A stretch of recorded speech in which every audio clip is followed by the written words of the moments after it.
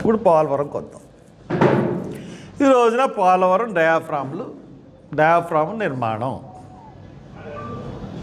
ఈవేళ నుంచి ప్రారంభిస్తున్నాం అని చెప్పింది గవర్నమెంట్. సరే, ఈ 4 రోజు పేపర్లలో తతంగం చూసాం. ఏంటి ఈ పోలవరం గురించి ఏం మాట్లాడతారు, ఈ గవర్నమెంట్ ఏం డిసిషన్ తీసుకుంటుంది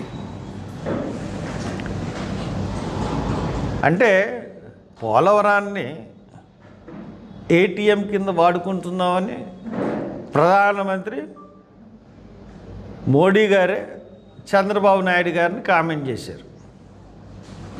మళ్ళీ దొంగలు ఇద్దరు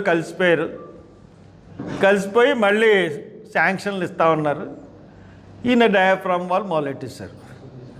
4 రోజుల నుంచి జరుగుతున్న తంతు చూస్తూ ఉంటుంటే ఎలా ఉందంటే, ఏ మిక్సర్ వాడాలి నిర్ణయం. పోలవరం డ్యామ్ కట్టడానికి అంటే మన సిమెంట్ వాళ్ళు పాళ్ళు అంటాం. సిమెంట్ పాళ్ళు ఒక సిమెంట్కి 4 ఇసుకేస్తే ఈ పునాది గట్టిగా ఉంటుంది. అలాంటి మిక్సరు అంటే అలా అని కాదు, కానీ అటువంటి మిక్సర్ తయారు చేయాలని విదేశీయులు ఒక మిక్సర్ ఇస్తే, ఈ స్వదేశీయులు ఒక మిక్సర్ ఇస్తే మెడ్రాస్ ఐఐటి వాళ్ళు మొత్తం మీద దాని గురించి 4 రోజులు పనులు ఆఫ్ చేసామన్నారు. కానీ అసలు ఇది ఏ విధంగా నిర్మాణం చేద్దామనుకున్నది ప్రజలకు ఏమన్నా చెప్పారా? అసలు ఏ విధంగా నిర్మాణం చేయాలి ప్రాజెక్ట్ని? అసలు మీరు పునాదులు ఎక్కడి నుంచి వేద్దాం అనుకుంటున్నారు? అసలు కింద పరిస్థితి ఏంటి? పోలవరం ప్రాజెక్టు ఎందుకు కొట్టుకుపోయింది డయాఫ్రామ్ వాళ్ళు? మీ యొక్క అవివేకం, అజ్ఞానం వల్లే కొట్టుకుపోయింది. మీ నెపాన్ని, మీరు చేసిన లోపాన్ని ఇతరుల మీద నెట్టి ఇప్పటి వరకు మీరు టైం గడుపుతూ ఉన్నారు. కానీ యాక్చువల్గా ఆ డయాఫ్రామ్ వాళ్ళు కొట్టుకుపోయింది. మీ టైంలో కట్టిన డయాఫ్రామ్ వాళ్ళు కొట్టుకుపోయింది. ఖచ్చితంగా కొట్టుకుపోతుందని తెలిసే జగన్మోహన్ రెడ్డి దాని జోలికి వెళ్ళలేదు. ఎందువల్ల వెళ్ళలేదంటే, మీరు లోపభూయిష్ట నిర్మాణం కట్టారు, చాలా లోపభూయిష్టమైన నిర్మాణం కట్టారు. అసలు Indian standards of dam safety rules ప్రకారం 2 డయాఫ్రామ్ వాల్స్ కట్టాలి. సరే, 2 డయాఫ్రామ్స్ వాల్ బదులు ఒకటే పెద్ద వైశాల్యం గల డయాఫ్రామ్ కట్టడానికి మీరు పూనుకున్నారు, కట్టారు. కట్టినప్పుడు సగం కట్టేసిన తర్వాత కూలింగ్ ప్లాంట్ తీసుకొచ్చారు.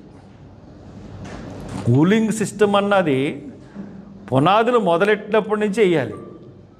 మరి కూలిపోక ఏమవుతుంది అది? First. Second, geological survey of India వాళ్ళు ఒక క్లియర్ రిపోర్ట్ ఇచ్చారు. నేను ఇన్ఫర్మేషన్ యాక్ట్ ద్వారా తెప్పించుకున్నాను. దాని ప్రకారం బోర్హోల్స్ వేసి ఏదో నాకు కథ చెప్పారు, కానీ అసలు జియోలాజికల్ సర్వే ఆఫ్ ఇండియా ఇచ్చిన రిపోర్ట్, ఒరిజినల్ రిపోర్ట్ నా దగ్గర ఉంది. దాని ప్రకారం పోలవరం యొక్క పునాదులు ఖచ్చితంగా హార్డ్ రాక్లోకి వెళ్ళాలి. ఖచ్చితంగా కింద వరకు వెళ్ళాలి, హార్డ్ రాక్ వరకు. మీరు లాస్ట్ టైం అలా కట్టారా? కట్టలేదు, అందువల్ల కొట్టుకుపోయింది.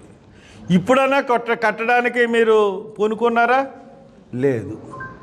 ఇప్పుడు కూడా పై నుంచే వేయాలని చూస్తూ ఉన్నారు. ఇది మీరు పోలవరం వల్ల 8 లక్షల 9 లక్షల ఎకరాలకి కొత్త ఆయకట్టుకి నీళ్ళు ఇవ్వడం, 960 మెగావాట్ల విద్యుత్తు, ఇవన్నీ కాదు, మీ జోబులు నిండాలి. ప్రాజెక్ట్ అలాగే. ఎప్పుడు ప్రాజెక్ట్ అండి ఇది? సరే, ఎన్టీ రామారావు గారు మొదలెట్టలేదు. అప్పుడు వడ్డీ వీరభద్రరావు గారు గోదావరిపై బిందుతో నీళ్లు పెట్టుకుని సైకిల్ తొక్కుతా పివి నరసింహరావుకి ఇచ్చిన ప్రాజెక్టు మొదలవ్వలేదు. ప్రాజెక్టు మొదలవ్వకుండా తర్వాత మీరు ముఖ్యమంత్రి అయ్యారు, మీరు చేయలేదు. ఆఖరికి రాజశేఖర రెడ్డి గారు మొదలెట్టారు 2004లో, రెండోసారి ఇది. మొదటిసారి ప్రయత్నాల గురించి కూడా మళ్ళీ చెప్తాను. 2004లో ఆయన మొదలెట్టిన తర్వాత సరే కొంత కాలువల పనులు అయినాయి. ఒరిజినల్ డ్యామ్ నిర్మాణానికి 2 డయాఫ్రాములు డిజైన్ పెట్టారు, దాన్ని మీరు తీసేశారు. మీరు మీ ఇష్టానుసారంగా మీ నవయుగ మీ క్యాస్ట్ కంపెనీకి ఇచ్చుకున్నారు, ఎల్ఎన్టీకి ఇచ్చారు, బావర్కి ఇచ్చారు. మొత్తం మీద కొలాప్స్, మొత్తం కొట్టుకుపోయింది. ఆ కొట్టుకుపోవడం ఎవరి మీద ఎందుకు పెడతారు? మీరే. మీ వల్లే పోలవరం డయాఫ్రామ్ వాళ్ళు కొట్టుకుపోయింది. మళ్ళీ కట్టడానికి ప్రయత్నిస్తున్నారు ఎటువంటి జాగ్రత్తలు లేకుండా. ఇంకొకటి, జియోలాజికల్ సర్వే ఆఫ్ ఇండియా ఎందువల్ల అంటే ఇంత కరెక్ట్గా నేను చెప్పగలుగుతున్నా, ఆమె మెరైన్ జియాలజిస్ట్, ఆమె ఎంఎస్సి మెరైన్ జియాలజీ నేను చేసింది, మెరైన్ జియాలజిస్ట్ నేను. అందువల్ల భూమి అడుగు లోపల ఎన్ని పొరలు ఉంటాయి, ఎన్ని పొరల నుంచి భూమి లోనికి పునాదులు వేయాలన్నది చాలా క్లిష్టమైన ప్రాజెక్టు. పోలవరం ప్రాజెక్టు అన్ని ప్రాజెక్టులా కాదు, ఇది భయంకరమైన సీపేజ్ ఉంది. ఆ సీపేజ్ని అడ్డుకోవడానికి మీరు తీసుకున్న జాగ్రత్తలు ఏంటి, మీరు స్టడీ చేసింది ఏంటి, మీరు అసలు ఆ సీపేజ్ రాకుండా ఏమన్నా మీరు జాగ్రత్తలు తీసుకున్నారంటే ఒక్కదానికి మీరు సమాధానం లేదు. ఈ రోజున పోలవరం అంటే దీన్ని కొలాప్స్ చేసేసి ప్రకృతి వైపరీత్యం వల్ల మళ్ళీ కొలాప్స్ అయ్యింది, మళ్ళీ డబ్బులు తెచ్చుకోవాలి. ఇదే కదా మీ సిస్టం. మీకు దీన్ని పూర్తి చేయరు, దీనివల్ల డబ్బుల్ని దండుకోవాలి, మీ జోబులు నిండాలి అన్న తాపత్రయం తప్పితే ఇంకొకటి లేనే లేదు. తర్వాత జియోగ్రాఫికల్, ఇప్పుడు జియోలాజికల్ సర్వే ఫీల్డ్ ఉంది, జియోగ్రాఫికల్ డేటా ఏమన్నా సంపాదించారా? ఈ పోలవరం ఇసుక టన్నెల్ కింద ఒక కొండ ఉంది. ఆ కొండ గురించి ఈరోజు వరకు పబ్లిక్లో మీరు పెట్టారా? పబ్లిక్ చెప్పారా? మీరు ఎక్కడైతే నిర్మాణం చేపట్టదలుచుకున్నారో దాని అడుగులో ఒక కొండ ఉంది. ఆ కొండ జియోలాజికల్ మ్యాప్లో జియోగ్రాఫికల్ మ్యాప్లో మనకు కనపడే పరిస్థితి ఉంది. ముందు నా దగ్గర మ్యాప్ అది, కానీ దాని గురించి చెప్పడం కానీ దాని గురించి మాట్లాడడానికి కానీ లేదు. ఎందువల్లంటే ఎక్కువ డబ్బులు ఖర్చు పెట్టకుండా తక్కువ డబ్బులతో ఖర్చు పెట్టి మీరు జోబులు నింపుకోవాలనే ఉద్దేశమే పోలవరంలో. నేను ఇంకా డీటెయిల్గా వెళ్ళాలనుకుంటే నేను కొన్ని విషయాలు కూడా నేను రాసుకుని వచ్చాను.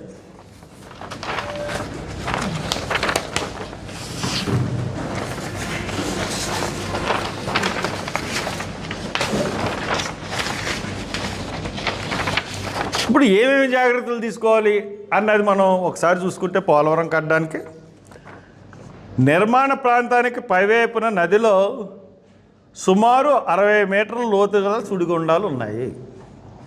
బాగా నోట్ చేసుకోండి. Earth cum rockfill dam bed rock యందు గరిష్టంగా ఫెర్మబిలిటీ విలువలు 178 లూజియన్స్గా గుర్తింపబడ్డాయి. ఈ టెక్నికల్ టర్మ్స్. ఈ సిపేజ్ స్థాయి చాలా అత్యధికమైనది. చైనేజ్ 90 మీటర్ల నుండి 1020 మీటర్ల వరకు ఇసుక పొరలు మరియు 1020 నుండి 1750 మీటర్ల వరకు పైభాగాన ఇసుక, దిగువ భాగాన మట్టితో వైవిధ్యభరితంగా ఇమిడి ఉంది. ఈ విషయాన్ని 1947 టు 48 మధ్యకాలంలో ప్రపంచంలో ప్రఖ్యాతిగాంచిన సాయిల్ మెకానిక్స్లో పేరుగాంచిన కార్ల్ వ్యాన్ టెహెగ్రీ లండన్ ఇంజనీరు 1948లో ఇటువంటి వైవిధ్యభరితమైన ప్రాంతంలో నిర్మాణము ఆచితూచి చేయాలని తెలిపి ఉన్నారు. 1965వ సంవత్సరంలో నిర్మాణ ప్రాంతంలో భూకంప తాకిడి రిక్టార్ స్కేల్పై 6.5గా నమోదైంది. 6.5 అనగా జోన్ 4. ఇది చాలాసార్లు చెప్పాను నేను. ఈ జోన్ 4లో ఈ నిర్మాణ ప్రాంతం వస్తుంది. కానీ ఇప్పుడున్న డిజైన్స్ ఏ రకంగా మీరు డిజైన్ చేశారంటే జోన్ 3 అంటే 6.4 కాకుండా 5.9 ఇంకా అంటే జోన్ 3 కింద చేశారు. 6 పాయింట్ వస్తే కొట్టుకుపోద్ది ప్రాజెక్ట్. అంటే జోన్ 3కి వస్తే తట్టుకోగలిగేటట్టు చేశారు. ఒకవేళ జోన్ 4లో ఉంది కాబట్టి 6.4 కన్నా ఎక్కువ వచ్చిందంటే కొట్టుకుపోద్ది. డయాఫ్రామ్ వాల్ నిర్మాణ ప్రాంతంలో రాతి భాగం కనిష్టంగా 12.5 మీటర్లుగా గరిష్టం 93.5 మీటర్లు ఉన్నది. అంటే అంత లోతుకి వెళ్ళి పునాది వేయాలి. కాబట్టి డబుల్ డయాఫ్రామ్ వాల్ నిర్మాణం అయితేనే శ్రేయస్కరం. నిర్మాణ ప్రాంతంలో గుర్తించిన సీపేజ్ విలువలకి వాస్తవంగా వస్తున్న సీపేజ్ నీటికి అంచనాకు మించి 30 రెట్లుగా ఉంది అని గతంలో సిడబ్ల్యూసి నిపుణులే చెప్పారు. ఇది నేను చెప్పింది కాదు, సిడబ్ల్యూసి వాళ్ళే చెప్పారు. ఈ లోపాలని ఏమన్నా గుర్తించి ఏమన్నా శ్రద్ధ తీసుకుని దానికి అనుగుణంగా డిజైన్లు ఏమైనా మార్చారు, దాని మీద స్టడీ చేశారా? ఏమీ లేదు. గబగబా కట్టేయాలి. ఆకివేడి నుంచి కాకినాడ వరకు కొట్టుకెళ్ళిపోవాలి మనం. నీకే నువ్వు చిత్తూరులో ఉంటావు, నువ్వు చిత్తూరు ఏంటి హైదరాబాద్లో ఉంటావు. నువ్వు నీ నివాస గృహం, నీ ఇల్లు, నీ భవంతి అంతా హైదరాబాదే కదా. ఎప్పుడైనా వస్తావు, సీఎం కిందకు వస్తావు, ఏదైనా వార్తలు వచ్చినప్పుడు మరి యాక్షన్ సినిమాలో హీరోలాగా యాక్ట్ చేస్తావు, వెళ్ళిపోతావు. దీని మీద దోపిడీ, ఈ జలాల్లో దోపిడీ అన్నది ఏ రకంగా ఉందంటే ఇది అంటే ధన దోపిడీ. It's a mafia. ఈ పెద్ద పెద్ద ప్రాజెక్టులన్నీ శాంక్షన్ చేయించి పెద్ద పెద్ద వరల్డ్ బ్యాంక్ నుంచి నిధులు తీసుకొచ్చి వీళ్ళు పర్సంటేజ్లు, నాయకులు, అధికారులు పర్సంటేజ్లు తీసుకుని ఆ నిర్మాణం గురించి, ప్రజల గురించి, లేకపోతే రైతు గురించి కాదు,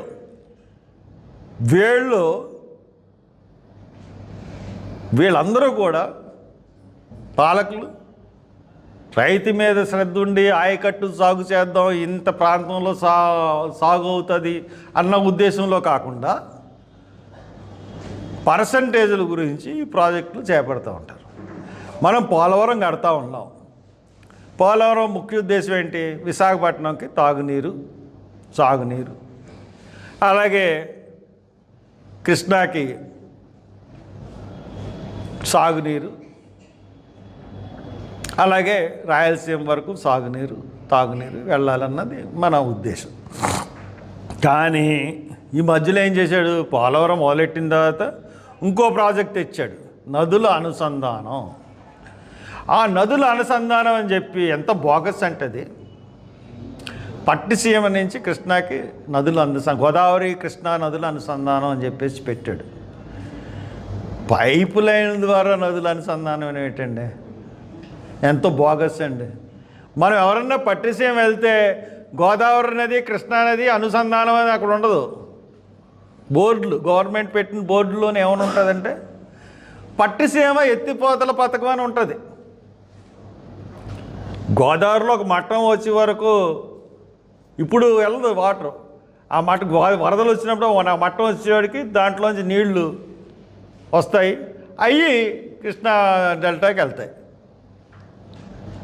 అలాగా దాని మీద 16,660 కోట్లు, ఇంచుమించు సగం డబ్బులు కొట్టేసాడు. ఇప్పుడు మళ్ళీ కొత్తగా ప్రపంచంలోనే అసలు ఆంధ్రప్రదేశ్ని సస్యశ్యామలం చేసేస్తాను, ఇంకా అసలు దీనికి తిరుగులేదు అని చెప్పేసి ఉన్నదానికి ఏదో సామెత ఉంది, లేడంట, కలపడానికి ఏదో కావాల్సి వచ్చిందంట. ఇప్పుడు పోలవరం ప్రాజెక్ట్ ఏమో ఈవేళ డయాఫ్రామ్ మొదలెట్టు. మొన్నేమన్నావు నువ్వు? మొన్న ఇంకో ప్రాజెక్టు ఎంత దోపిడీకి ప్లాన్ చేస్తున్నాడంటే ఈయన Chandrababu Naidu,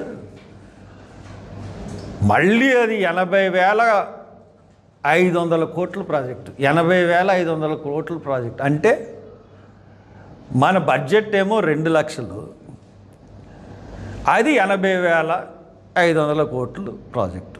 ఎలాగేసాడు planning? Central government దగ్గర మిగిలిపోయిన నిధులు, ప్రపంచ బ్యాంక్ నిధులు 40,000 కోట్లు ఉన్నాయి. దాన్ని తీసుకొచ్చేద్దాం.